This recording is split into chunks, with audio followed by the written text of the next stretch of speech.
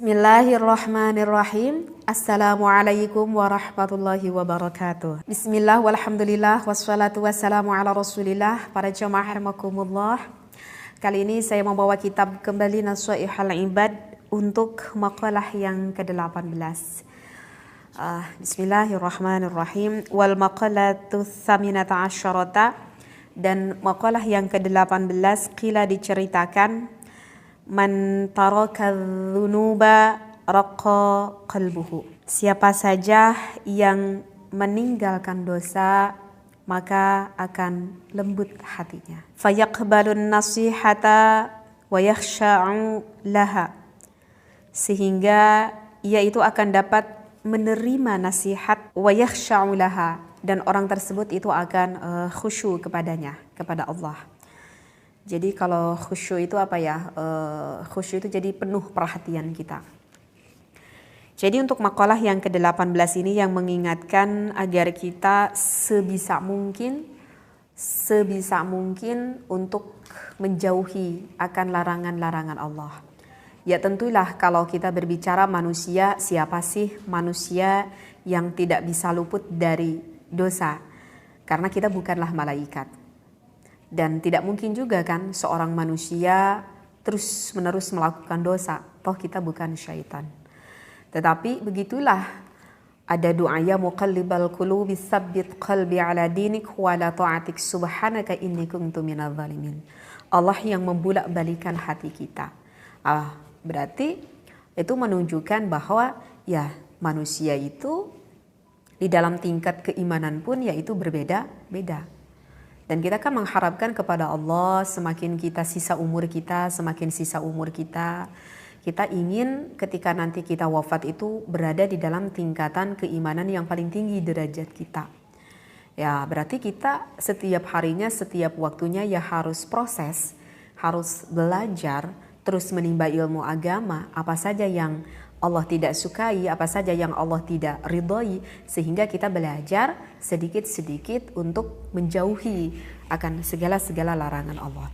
Dan memang itu tidak mudah karena itu adalah suatu proses di dalam kehidupan kita.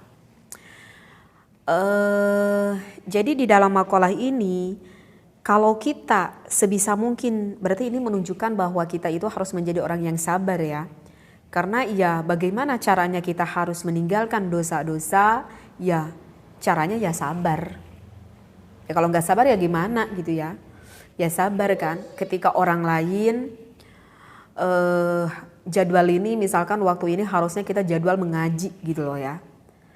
Tetapi ketika kita mau jadwal mengaji, toh tahu-tahu ada temen nih yang ngajak sama kita, nongkrong lah, apalah gitu. Kan itu membutuhkan kesabaran kan. Harusnya pada saat ini adalah waktu aku ngaji gitu kan. Itu kan butuh kita kesabaran.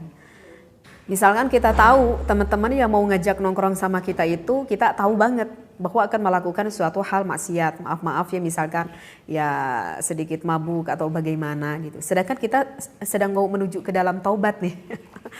Kita pengen cari tahu dulu ilmunya nih, bagaimana nih cara taubat diterima oleh Allah ya. Tentu kan kita dengan ilmu gitu. Kan itu perang dalam hati kita. Ya mau tidak mau ya kita harus sabar, seperti itu. Apapun itu kuncinya ya ada di dalam kesabaran hati kita. Dan kesabaran itu ya semuanya harus berdasarkan landas ilmu agama, seperti itu. Nah kalau kita dengan berusaha sedikit-sedikit meninggalkan dosa, apa yang akan kita dapatkan?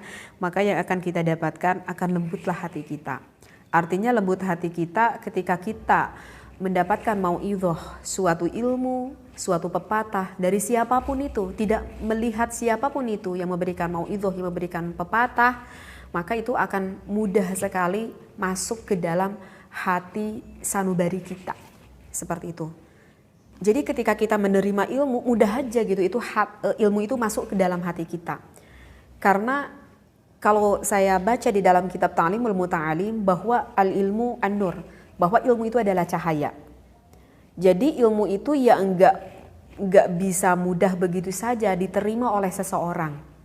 Ibaratkan gini, kalau misalkan kita bercermin gitu, maka akan tampak ada bayangan muka kita. Tetapi kalau coba kita bayangkan, kalau cermin itu misalkan kita dicat gitu ya menggunakan warna hitam seluruhnya, apakah cermin tersebut akan ada nampak bayangan kepada diri kita? Gak akan ada. Karena cermin itunya gelap. Dan yang menggelapkan itu adalah apa? Dan yang menggelapkan itu adalah dosa-dosa kita. Sehingga ya meskipun kita bercermin, yang gak ada efek ke dalam hati kita. Itu dikarenakan apa? Gak bisa masuk ke dalam hati kita dikarenakan saking banyaknya dosa-dosa yang kita lakukan. Seperti itu. Tapi ketika ada seseorang yang bercermin, yang mana cerminnya bersih, ya akan pantul, akan terlihat diri kita. Begitulah ilmu. Jadi kenapa orang, mungkin kita sering mendengar ada istilah orang ini kok pinter, tetapi akhlakul karimahnya buruk. Seperti itu. Orang ini tidak terlalu cerdas, tetapi akhlakul karimahnya yang begitu baik. Itu menunjukkan bahwa memang kecerdasan, kepintaran itu bukan menjadi suatu tujuan utama. Tetapi apa? Perubahan dari kecerdasan, kepintaran tersebut yang berubah menjadi akhlakul karimah yang baik. Karena itu adalah yang memang sangat diharapkan oleh Allah Subhanahu wa taala. Tujuannya Rasulullah diturunkan ke muka bumi ini adalah untuk merubah akhlakul karimah kita menjadi akhlakul karimah yang diridhai oleh Allah Subhanahu wa taala. Seperti itu. Ya. Maka di dalam kitab ta'lim pun kalau misalkan seseorang manusia di dalam 40 hari kita tidak mendengarkan mau'idhah ataupun pepatah satu kali pun, maka itu bisa menjadikan roin hati kita. Artinya roin itu adalah hati kitanya itu berkarat lah, ibarat besi itu berkarat, jadi nyucinya aja susah banget gitu, karena udah berkarat. Begitu juga, jadi ingat nih, bagi orang yang nggak biasa ngaji, kalau nggak ngaji itu khawatir nanti hatinya tuh susah sekali menerima mau'idhah. Dan yang kedua ya inilah, orang yang terlalu banyak dosa itu akan sukar sekali hatinya untuk menerima ilmu. Jadi di makalah yang ke-18 ini mengingatkan kepada kita, jadilah orang yang sabar untuk menuntut ilmu, ilmunya kita manfaatkan, jauhkan dosa-dosa dari kita berikhtiar sedikit-sedikit, nanti apa yang akan kita dapatkan yaitu kelembutan hati kita. Ini sebetulnya makalah yang ke-18 ini referensinya sangat panjang sekali ya. Mohon maaf ya jika ngajinya agak panjang. Kemudian waman tarakal harama, dan siapa saja yang meninggalkan segala sesuatu yang diharamkan oleh Allah, apa saja? Ya misalkan fil mat'umi, kita meninggalkan makanan yang diharamkan oleh Allah, wal malbusi, kita meninggalkan menggunakan pakaian yang diharamkan oleh Allah, wa ghairihima, dan lain-lainnya deh selain dari itu. Wa akalal halala saffat fikratuhu, dan kita itu memakan segala sesuatu yang halal, maka saffat fikratuhu, maka itu akan menjernihkan loh terhadap pikiran kita. Jadi untuk yang selanjutnya kita itu diperintahkan untuk meninggalkan sesuatu yang diharamkan. Kalau yang barusan harus meninggalkan sesuatu yang sifatnya dosa. Sekarang harus meninggalkan sesuatu yang mana ya sama-sama aja sih ya. Sesuatu yang diharamkan, misalkan ini sih nanti berhubungannya terhadap suatu rizki ataupun suatu kasab yang kita cari. Ya karena kita makan, kita menggunakan pakaian, kita menggunakan kendaraan, begitu ya, kita rumah dinaungi, semuanya itulah dari uang. Uangnya kita cari. Berarti kita berkasab sehari-hari. Jadi kalau misalkan kita berkasab dari sesuatu hal yang diharamkan, maka ya hasil uangnya, hasil ujung-ujungnya ya haram nantinya. Gitu ya. Misalkan kita mencari uang dari rezeki yang haram, dari pekerjaan yang haram. Seperti itu. Ya nanti hasilnya ya haram. Ataupun pekerjaannya ya halal, tetapi di dalamnya ada sesuatu hal yang syubhat, ada sesuatu modal pergolangan yang menggunakan uang riba misalkan, makanya nanti hasilnya juga bagaimana? Ya hasilnya juga ya haram-haram lagi juga. Berarti itu nanti gimana dong uangnya? Ya uangnya kurang berkah. Kita belikan makanan untuk anak kita, untuk istri kita, Kita belikan pakaian, kita belikan kendaraan, kita belikan rumah keseharian yang sudah menjadi darah daging kepada tubuh kita. Sedangkan kita mengharapkan bahwa anak kita ingin menjadi anak yang solihah. Kita mengharapkan agar istri kita menjadi solihah. Ya bagaimana bisa? Toh kita memberikan rizki kepada anak istri kita dengan rizki yang haram. Mau berkah gimana? Seperti itu. Ya, berarti di sini juga kita membutuhkan apa lagi coba? Ya apalagi kalau bukan sabar. Membutuhkan lagi kesabaran. Selain membutuhkan kesabaran, kesabaran itu berlandaskan dari ilmu. Dari ilmu kita mengetahui kalau kita mau melakukan sesuatu hal apapun itu, ingat tujuan awalnya kita untuk apa? Berarti itu kan, yang kita ingat dulu tujuan awal kitanya untuk apa? Kita menikah, tujuan awalnya apa? Ibadah atau gimana? Kalau tujuan awalnya kita untuk ala ibadah, ingin menjalin keluarga yang benar-benar penuh dengan rahmat ridha Allah dunia akhirat, sebagaimana beratnya rintangan di dalam rumah tangga, insya Allah akan kokoh kuat. Karena suami istri ini bertujuannya ibadah, lurus tujuannya. Seperti itu. Apapun itu, kita diberikan amanah oleh Allah, kita akhirnya punya anak. Tujuannya apa nih? Mau diarahkan kemana nih anak kita? Kan yang mengarahkan mungkin ibu bapaknya. Sehingga itu kan kembali kepada tujuan awal. Begitu juga dalam kehidupan. Sang suaminya mencari kerja.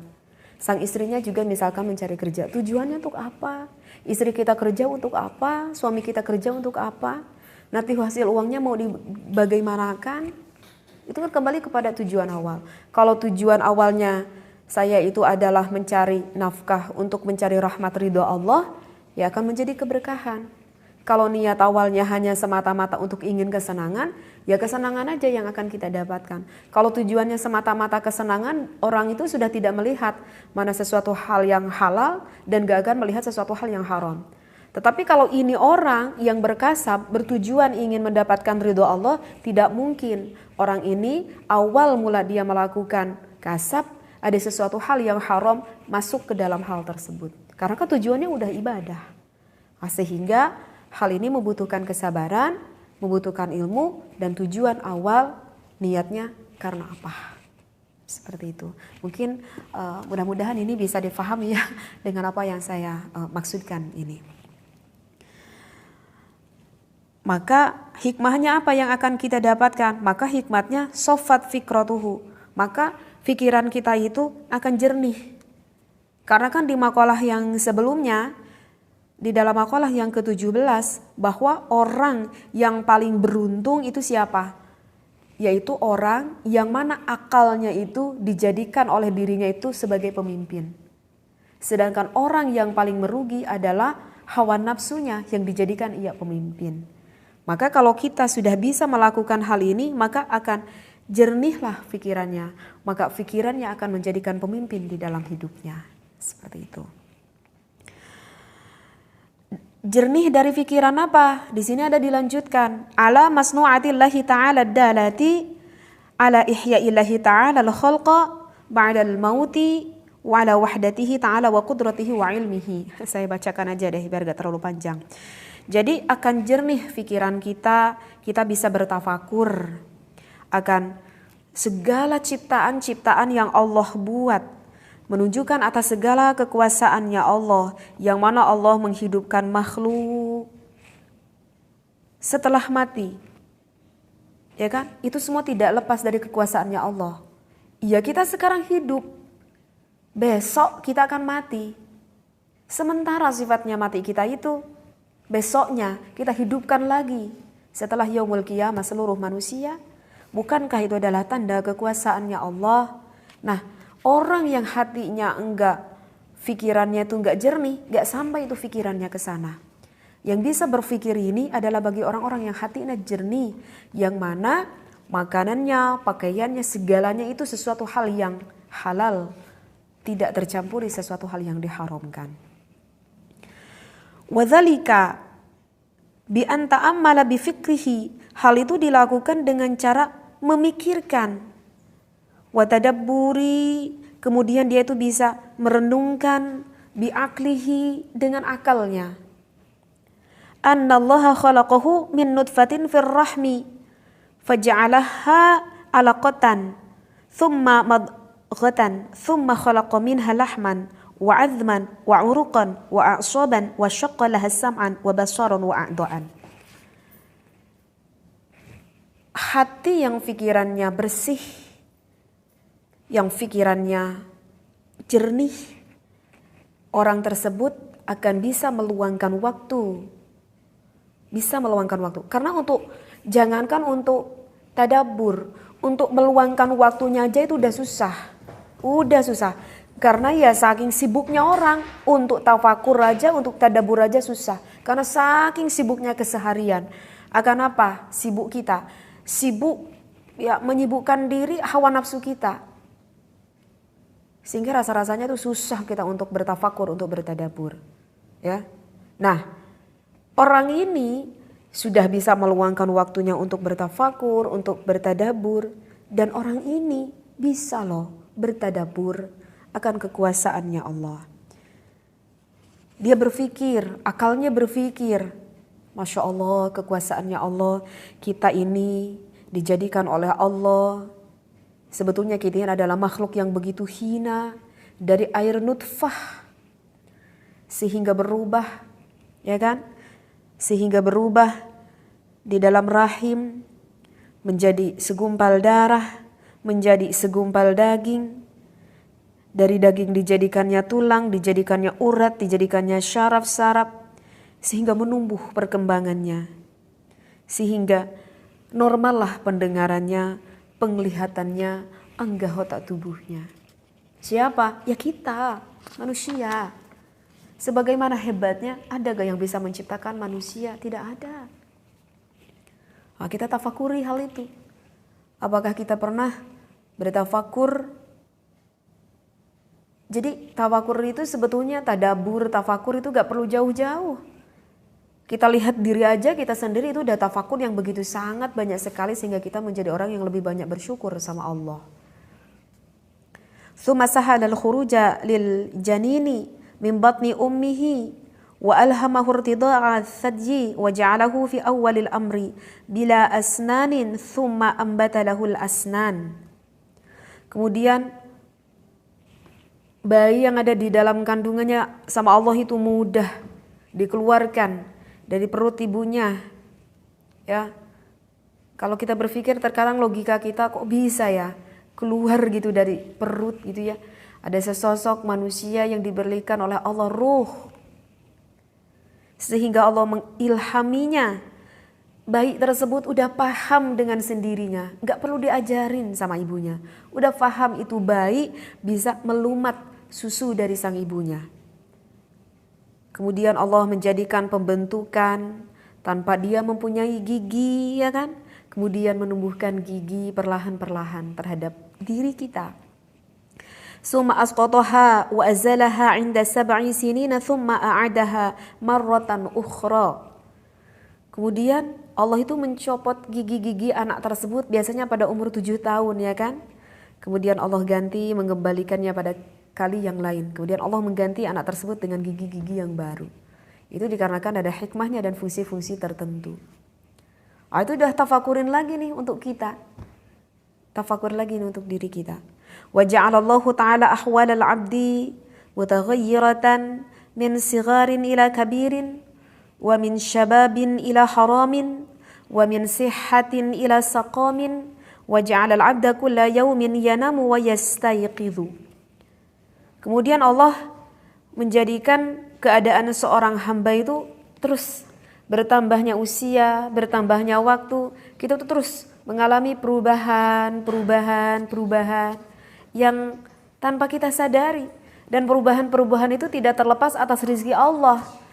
Mau rizkinya susah, mau rizkinya gampang, ada aja setiap hari kita rizkinya. Sehingga tanpa kita sadari kita tumbuh semakin dewasa, semakin besar. Kalau kita hitung-hitung udah berapa rizki yang Allah berikan kalau kita hitung dengan nominal uang. Masya Allah, Allah yang mengurus seluruh makhluk di muka bumi ini. Dari kecil tanpa kita sadari semakin dewasa. Dari muda kita ke tua. Dari sehat ke sakit. Dari sakit kembali lagi ke sehat. Dari kita setiap hari bisa mengalami tidur. Wa yastayqidhu, dan juga terjaga. Itu setiap harinya kan bisa kita tafakuri akan tanda kekuasaan maha agungnya Allah. Wa kadzalika, dan demikian juga apalagi yang bisa kita tafakuri di dalam fisik tubuh kita ini. Syu'uruhu, rambut-rambutnya, rambut kita. Wa adfaruhu, kuku-kuku kita. Kullama saqata minha, setiap kali ada yang copot gitu ya, rambutnya, kukunya, raja'a ila makana, maka akan kembali tumbuh ke keadaan semula ya. Kuku kita potong, tumbuh lagi. Kuku kita potong, tumbuh lagi. Kok bisa tumbuh? Ya Allah yang maha kuasa, Allah yang menumbuhkan. Wa kadzalikal lailu wan naharu, apakah kita suka lihat setiap harinya, malam dan juga siang? Yatanawwabani, semuanya kan saling bergantian. Rapih bergantinya, dari pagi ke siang, dari siang ke malam, rapih bergantiannya. Kullama dhahaba ahaduhuma ja'al akhar. Ya kan? Setiap kali pergi salah satunya maka akan datang lagi yang lainnya. Wa kadzalika syamsu, demikian juga Allah menciptakan matahari, wal qamaru, Allah menciptakan bulan, wan nujumu, Allah menciptakan bintang-bintang, was sahabu, Allah menciptakan awan, wal mataru, Allah menciptakan hujan, kulluha, masing-masingnya itu taji'u, selalu datang, wa tadhhabu, dan selalu pergi. Setiap hari kita melihat matahari, lihat bulan, lihat bintang, lihat awan, datang, pergi, saling berganti. Semuanya itu mengandung hikmah bagi kita orang yang selalu berpikir akan kekuasaan Allah. Karena semuanya itu adalah hikmahnya, manfaatnya bisa kita rasakan, bisa kita gunakan. Agar apa? Agar kita menjadi orang yang benar-benar bisa bersyukur kepada Allah bahwa secara hakikatnya seluruhnya itu adalah Allah berikan, rezeki itu adalah untuk diri kita. Coba satu hari aja nggak ada matahari, mau gimana? Ya, satu hari aja nggak ada bulan, mau gimana? Satu hari aja, masya Allah. Wadathabu, wakadzalikal qamaru, demikian juga bulan, yanmahiku kulla syahrin, ia selalu sirna setiap bulannya. Thumma yatakamalu thumma yanmahiku, kemudian sempurna, kemudian sirna kembali. Wa kadzalikal kusufu lisyamsi wal qamari haitsu yudhhabu ad-da'u minha thumma ya'udu. Begitu juga kan, kadang kita menemui ada gerhana matahari, ada gerhana bulan, di mana selalu menghilang cahayanya gitu ya, kemudian kembali lagi datang. Ini maksudnya adalah kata ulama menulis ini begitu banyak sekali hal yang bisa kita tadaburi, yang bisa kita tafakuri. Wa kadzalikal ardu, demikian juga bumi, takunu yabisatan, keadaannya itu gersang ini bumi.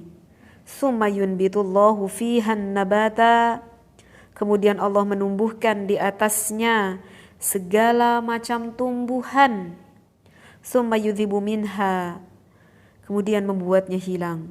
Fata'uda yabisatan thumma tambutu marratan ba'da ukhra, lalu bumi itu kembali menjadi gersang, kemudian tumbuh kembali berulang kali. Ya kan? Kita mencocok tanam, mau padi lah, mau buah-buahan, mau sayur-sayuran, kita panen, gersang lagi, tumbuh lagi, jadi lagi makanan untuk kita, panen lagi. Secara hakikatnya kalau bukan Allah yang memberikan, ya lantas dari siapa? Semua kebaikan itu yang Allah berikan, ya kalau bukan dari Allah, ya dari siapa? Secara hakikatnya Allah yang memberikan semua rizkinya itu. Falladzi qadara ala dzalika kullihi qadirun ala ihya'il mauta ba'da fanaihim fil ardi.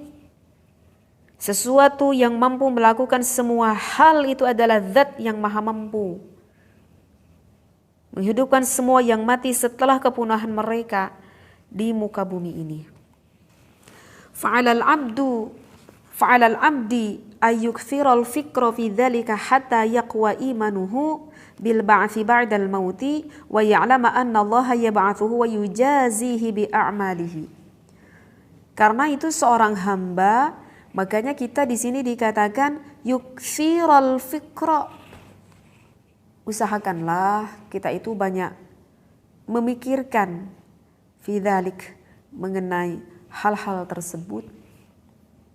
banyak tafakur, banyak tadabur, agar kita menjadi orang yang selalu bisa bersyukur. Karena apa? Yaqwa imanuhu, hingga imannya itu, kalau kita sering tafakur, kita sering tadabur agar tanda kekuasaan Allah, hikmahnya apa? Hikmahnya keimanan kita itu akan semakin kuat kepada Allah. Dengan apa? Bil ba'thi, semakin yakin, semakin mantap, semakin iman akan adanya hari kebangkitan, ba'dal mauti, setelah kematian. Saya mencari rizki yang begitu banyak melimpah. Ingat, besok hari kita akan meninggal. Kalau tujuan kita mencari rizkinya enggak baik, ya udah celaka. Nanti ada hisaban nanti di akhirat. Kalau kita sekarang sama Allah diberi titipan anak kita tidak benar-benar dijaga yang baik, kita mengarahkan anaknya hanya mencari rizki aja tanpa dibekali ilmu agama, ya udah, anak kita ya akan melaknat kita nanti di akhirat, yang bukan anak yang bisa menyelamatkan kita. Jadi ingat bahwa kita yakin, tambah iman, kita yakin akan meninggal, setelah meninggal akan ada akhirat yang mana di sana penuh dengan hisaban. Wa ya'lama anna Allah yab'atsuhu, dan ia harus meyakini bahwa Allah itu akan membangkitkannya, akan membalas, wa yujazihi bi'amalihi, akan membalas segala amal perbuatan kita. Fa'ala qadri quwwati imanihi, berdasarkan ukuran kekuatan imannya. Bidzalika, terhadap hal tersebut, yajtahidu, maka orang itu nantinya akan berijtihad. Artinya berijtihad, akan bersungguh-sungguh di dalam kehidupannya itu, fi ta'ati, di dalam menjalani ketaatannya, wajtinabil mukhalifati lisyar'i, dan menjauhi segala hal yang bertentangan dengan syariat. Ya kalau misalkan keimanan kita setiap hari dikarenakan kita bisa bertafakur, bertadabur, tetapi ingat ya, bertafakur dan bertadabur pun itu harus berlandaskan ilmu agama. Apapun itu tetap yang berlandaskan itu harus sesuai dengan ilmunya. Di sini adalah tafakur, tadabur yang berlandaskan ilmu sekali lagi. Maka kan keimanan kita akan semakin kuat nih sama Allah. Karena keimanan kita akan semakin kuat sama Allah, kita akan mengingat bahwa sesudahnya kehidupan ini akan ada kematian, akan ada akhirat yang akan menunggu kita, hari hisaban itu, dihitung sama Allah. Tergantung amal kita yang kita buat ketika di muka bumi ini. Dan semuanya itu hikmahnya apa? Hikmahnya kita itu akan menjadi orang yang benar-benar sekali berijtihad, bersungguh-sungguh. Kalau kita bisa benar-benar bersungguh-sungguh, insya Allah sama Allah itu akan dimudahkan. Walladzina jahadu fina lanahdiyannahum subulana. Ini memang untuk makalah yang ke-18 ini referensinya agak cukup panjang. Mungkin saya tidak bisa menerangkan, membahas yang lebih jauhnya lagi ya, dikarenakan takut terlalu membanyak waktu. Mudah-mudahan sedikit satu makalah yang saya kaji bagi orang yang benar-benar membutuhkannya ilmu ini, sehingga Allah memberikan hidayah taufik bagi kita. Amin ya Allah ya Rabbal Alamin. Wallahu a'lam. Wassalamualaikum warahmatullahi wabarakatuh.